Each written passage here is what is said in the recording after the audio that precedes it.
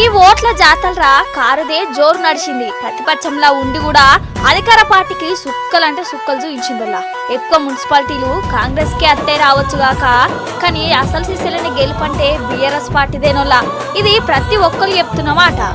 అసలు పంచాయతీ ఎలక్షన్లు అయినా మున్సిపాలిటీ ఎలక్షన్లు అయినా గానీ అధికార పార్టీ ఎక్కువ సీట్లు గెలుస్తాయి. పాలన మంచిగుంటే 190% సీట్లు అధికార పార్టీకే వస్తాయి. పోయినసారి బీఆర్ఎస్ అధికారంలో ఉన్నప్పుడు 190 సీట్లలా కారు గుర్తే గెలిచింది. కానీ ఇప్పుడు ఏమైంది?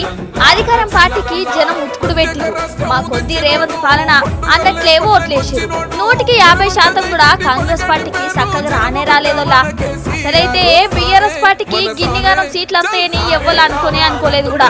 ఇక రేవంత్ సార్ అయితే గునుసున్నా 5 వచ్చుడే ఎక్కువ అన్నట్టు మాట్లాడింది. ఇప్పుడు ఏమాయే? అధికారంలో ఉన్న ప్రతిపక్షంలో ఉన్న తెలంగాణ జనము బీఆర్ఎస్ ను గుండెలలో పెట్టుకుంటురని రుజువైంది.